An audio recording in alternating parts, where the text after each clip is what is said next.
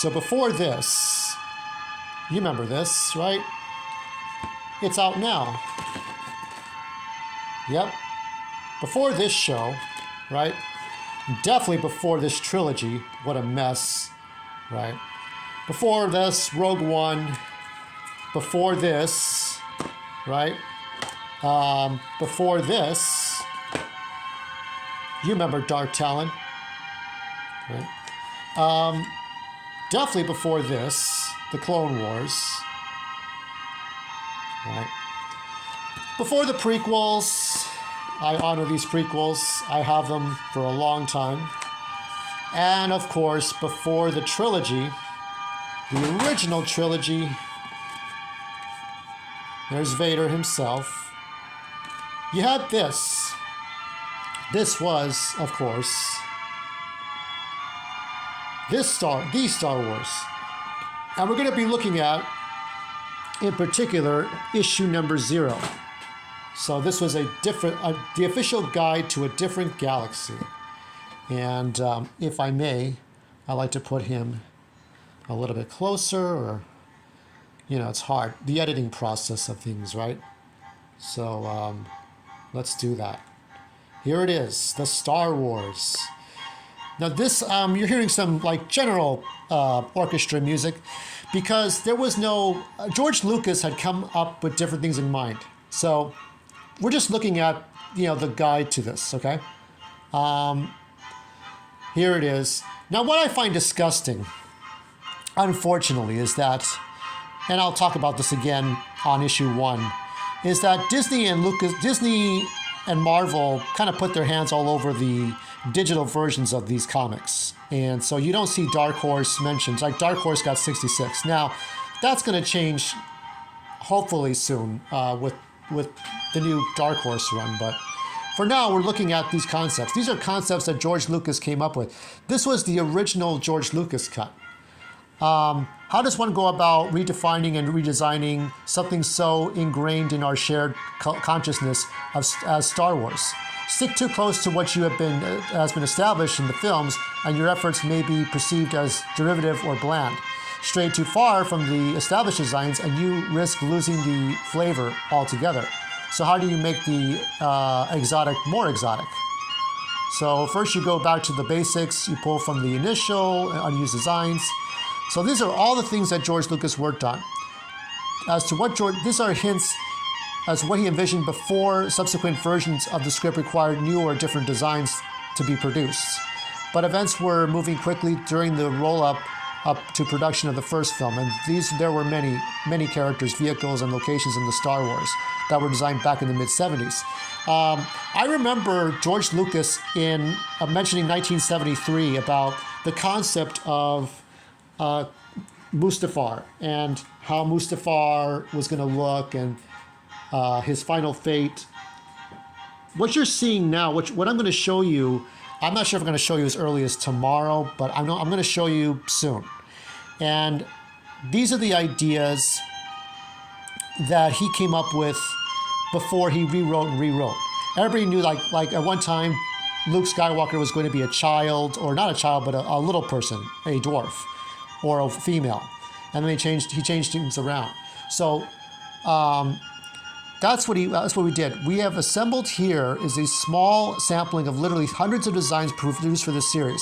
But even with an entire team of designers at our disposal, the majority of the work fell to interior artist Mike Mayhew. Out of necessity to meet our schedule, Mike had to begin drawing the first issue before any other designers. Along the way, we discovered dozens of devices. So, to keep going here, I'm using the same music over and over for a reason. Mike had to begin drawing those first issues. So here we are designing an entire galaxy. Now these are the Starkillers. Now these guys here, we first meet them. Father Cain and his two sons, Anakin and Deke. Now Anakin is spelled with two N's, not like Anakin, an A. And Deke is kind of reminiscent of young Anakin Skywalker. And you can see the father and the son here. two different fathers. Remember, like George Lucas wanted to have two different fathers. One was Darth Vader, and one was another father. But then he just merged the two into one. And then we got the three people, though. They got the father and the two sons. And this feels very much like something between a Flash Gordon remake, which is what he wanted to do. He wanted to get permission for Flash Gordon, but he couldn't do that. So he ended up just, with whatever he had. And Kane's design hides his cyborg nature, harks back to the Flash Gordon-inspired early Star Wars designs by Ralph McQuarrie. So, get us back in focus. And then you got Anakin and Deke. So these are the designs, very reminiscent of both Hayden Christensen and Mark Hamill. So it was desirable that Anakin Starkiller evoke young Mark Hamill's impetuousness from Star Wars Episode 4, since the Anakin character fills more or less the same role in the earlier draft. But because Anakin is also supposed to be a veteran of several battles, much of his youthful innocence was transferred to his ill-fated brother Deke. So the closest person I could think that could play Anakin back then was William Catt, who played the world's greatest superhero. Believe it or not, I'm walking on it. That guy. He auditioned to be Luke Skywalker, but he was too serious, too bland serious. But he kind of would fit this Anakin from 1974 or so. I'm calling the title of this video The Star Wars 74 because it's just more specific. This is his classic design. So what you're seeing here is Anakin with his classic hero features and his adventurous garb. Is vital for Anakin's still projected degree of uncertainty when he first arrives on Aqualay, where his manner is still something to be desired. There he is punching Leia, but you'll see why later on. Here's Leia in different designs, and yeah, that happens. Luke Skywalker. There's Luke. Luke is a general. Remember, like, there was a version, if you watch the old documentary, it was the version of Luke that was a old general. So he had to flip it around. Military leader of the last free planetary system in the galaxy, as much a mystery to his enemies, he is respected by those in his command. Skywalker is an ageless warrior, possibly the last of his line. So, no Yoda, right? No Mace Windu, no other, no old Kit Fisto, but this is a guy that everybody looks to, right? So he became Obi-Wan Kenobi eventually, but kind of looks like George Lucas. He's a large man, apparently in his early 60s, but really actually much older. Everyone senses the aura of power that radiates from this great warrior. Here's a leader, a Jedi general. Like his longtime friend, Kane Starkiller, Luke was initially designed in the style of Flash Gordon, but it was given a cream-colored uniform with the... so here's the Flash Gordon look, and here's something that's kind of like Flash Gordon, but less. And we have the allies. Here you have the Palace of Light, which, what does that look like? That looks like Jabba's palace, right? So here you have Luke Skywalker's other allies, King Chaos and Queen Breha.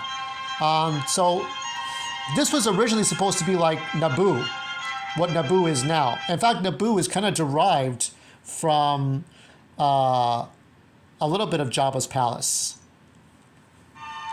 So you see a little bit of that there. And these are the twin suns. It has a little bit of the modern designs from the 90s, but who knows how far Lucas would have went if he had continued on with this draft. And then you see the two iconic droids who originally belonged to the Empire became an essential part of Skywalker's retinue. And there you see, and you'll see some surprises concerning R2-D2. I don't think he's called R2-D2 exactly in this one. One of General Skywalker's most trusted operatives, Cliegg Whitesun, which you see Cliegg Lars in Attack of the Clones. And he risks his life spying on the Empire in Alderaan, and later aids in Princess Leia's escape when Aqualay is invaded. Here you see, this guy looks familiar, but this is Antilles, Bail Antilles. But he's the bartender, right? So a rough man, Bail Antilles. And here, if everybody kind of knows their lore, one of the biggest visual departures from what was eventually seen in the movies was Han Solo. Rather than a human, he's an Iranian Uralian described in the screenplay as a huge green monster. Mike Mayhew's first rough sketch of Han Solo set the tone. It was the only reference for the character available to issue number 1. So you've got this guy here instead of Harrison Ford, you got this green monster. That was the way it was. Bring on the bad guys. Now, we all know the bad guys. We know Vader, we know Palpatine, Darth Sidious. Of course, there's an Emperor. He rules the galaxy, but unlike the fearsome, force-using Emperor Palpatine, the predecessor was more of a politician who won the support of the populace, his troops, his minions throughout guile and favor rather than intimidation. So you kind of think of this actor. If you ever watched Robin Hood with Errol Flynn, you look at the Sheriff of Nottingham, right? You look at the King. Yes, I tell you, we have these things in order to do what we have to do. We must strive, something like that. That's stage acting. So he's kind of like that. Yes, citizens, we will do our best. Emperor face study. And this here, I think, is Tarkin, or Hodak, actually. Tarkin's in there somewhere, I think. Among those willing to do the Emperor's bidding in return for rank and a career advancement is Governor Crispin Hodak, who contrives to get himself promoted to First Lord of the Aquilian system. All Hodak has to do is maintain that position and conquer Aquile. There we go. And who do we see here? But that's Vader. Imperial General Darth Vader. No Dark Lord of the Sith, no powers. Vader's just a man, but a brutal and competent one. So try to imagine the actor who played Vader in Rogue One. I think is Wilmer something. I don't remember what his name was. But the big brutish guy with the beard. He was, like David Prowse, he was the physical version. If you put that guy in the role, I mean, this guy would have been perfect, right? Still, one cannot imagine hear the name Vader without conjuring in certain images. So Mike Mayhew gave Vader's uniform touches of the film Vader's armor and cape. So you'll see the reason what Ralph McQuarrie had made it. I think it was mostly his decision to give Vader a mask so that he could go from ship to ship and breathe, and not have to breathe in space. And here you have Vader again. Okay, so and here are the Sith, and even though Darth Vader is not among their number, the Sith still cast a shadow over the events in the story. As the opening scroll tells us, the Jedi Knights of the Sith are a ferocious and sinister warrior sect who have hunted the Jedi to near extinction. And here you have, despite their ferocity in battle, not all the Knights of the Sith are brutes. Prince Valorum, which is now, you see, Chancellor Valorum, presents himself as cultured and aloof and proves to be a match for General Skywalker, at least strategically. Even Darth Vader is awed by Valorum's presence. So his role is a mystery. Even after reading it, I still find it to be a mystery. So that's that one. That's his role. And then the forces of the Empire. So, as in the films, the Empire commands and resources in men and machines. But unlike the stormtroopers in the movies, the shock troopers, the Star Wars design, so they're called shock troopers. And they have laser swords, laser, L-A-Z-E-R, into battle, but still doesn't make them a match for the Jedi. You might have recalled seeing some of those early Ralph drawings where you see these white sabers instead of color like blue or red. And here is an Imperial officer, here's a shock trooper, and these are the Aquilian fighters. You see a lot of ships designs. It looks like something that Doug Chang would work on, right? It wouldn't be much of a star war if the combatant wouldn't be able to travel from one star system to the other, and the Star Wars has a share of spaceships, although none of that goes close to any of the gigantic ships seen in the films. So you're seeing like little versions of these. Now keep in mind this had to be more industrial looking. An interesting aspect is that all the similar craft in the story are specified as requiring a two-man crew, a pilot navigator, much like the present. Fighter craft have a pilot and a radar intercept officer. The idea of an astromech droid, such as R2, taking on the responsibilities of an Rio didn't appear till later. That's why all the artist Sean Cook and Killian Plunkett's spaceship designs included either two separate crew compartments or a single compartment large enough for two crew members. So you're seeing different versions of this stuff.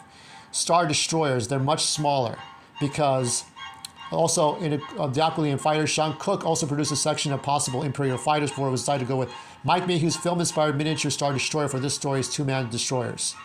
So here you see This is the smaller version, the destroyers. Yeah, it's much smaller than what we're used to now in the movies. And then here are the pilots. Early on, the pilots on both sides of the conflict were envisioned having larger roles, but played out in the comics. This is the dilemma what writers and artists discover when they undertake an adaptation from medium to comics. There's always less room on the page than what you imagined. In planning for the possible, Sean Cook provided a variety of designs. So these are neat. Some of these look familiar. Baltarian starfighter or freighter. Originally proposed an Imperial ship which Skywalker and company commandeer at the midpoint of the story. Killian Plunkett's design ended up being used for the Baltaran freighter, on which Prince Valorum attempts to trap our heroes. Here are the stages that he went through from basic to computer rendering. So he has a bit of modern touch to it. Because back then you had like simple gray and white. Now look at this, the Imperial capital. No Coruscant. In Star Wars, the capital of the Empire is the gaseous planet Alderaan and the city of the same name. Now I remember seeing a rough draft or an early script in which Leia and the others would run. Do you remember that scene where she goes to try to find Han Solo? That was supposed to be before the events of Episode 4, or before, or like as the opening crawl happens, you see them escaping Bespin, which we call now Bespin, but Alderaan was Bespin was Alderaan. So she's escaping the cloud planet and going onto their spaceship and going to take the secret plans to Yavin 4. But this is the little city. Alderaan is a center, clear precursor to Bespin's Cloud City from The Empire Strikes Back, but more regal and less industrial. You no doubt notice many of the place and character names which originated in Star Wars showed up in the movies. So produce a variety of floating cities from which to choose. So these are the different places you go, these are different worlds, and it's really fantastic stuff. So that's the Imperial capital. These are the air tanks. Among the Empire's primary assault vehicles, the air tanks rough draft screenplay eventually saw life on the big screen as the Trade Federation's hover tanks. You remember those things, right? The mortar tanks that the Trade would have. We will get them, the Jedi. Sean Cook provided a number of diverse choices. So here's some of these. This one here. Different things like this. So much more. Some characters and vehicles in the Star Wars were inspired by images from the films or early designs created by Ralph, Colin Cantwell, and others. But most of what you see in the comic had to be created from scratch based on how the artists were inspired by the ways in which George Lucas described them in his screenplay. Sometimes it felt best to hark back to something established in the films. Other times there existed no clear analog in the films for what was called for the screenplay. But everything necessary to tell a story had to be designed usually by Mike Mayhew. So here you see the different designs. Montross. Now Montross, for those of you who are hardcore, remember him from Bounty Hunter, from PlayStation 2, Xbox, and GameCube. With, Jango Fett, his rival. Several these are the cover art, and we'll show later on the significance of that. This is variant covers. This is number 1. So, I'm not sure if you can see that. I'm hoping you can. There you go. So, these are the variant covers. Here's another variant cover. Sometimes you can't see that. I hope you can. There's another one with the Sith. So this is funny. So you see a Sith, angry Sith assassin and some ships. How it began. Last but certainly not least, we want to show you the pages originally commissioned from artist Scott Collins that were shown to George Lucas to get his blessing on the project. These were produced plot style scripts. So what you're seeing here is a little storyboarding here.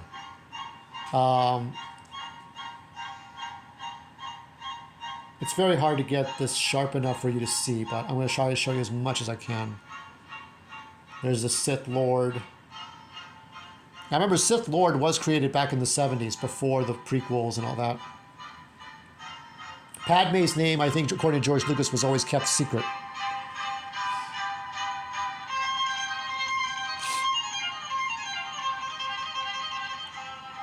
Yeah, this is a tragic thing that happens here. A little bit of spoilers.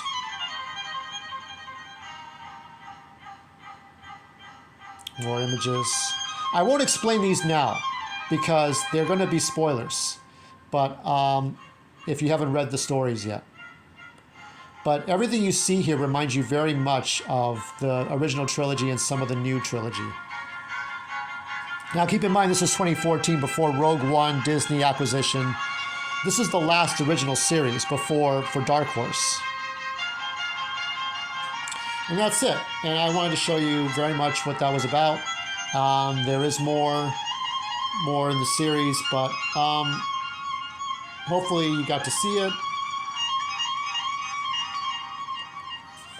I don't know if we can get us back in focus, but I hope we can. Yeah, but this is like, you know, I ordered the collection, the book, and so I'm hoping to get that very soon. And we're gonna have to rely on this. My phone's having some problems. I may have to replace the phone. I'm having all kinds of problems this week, but may the force of others be with you, and you'll see what I mean by that soon.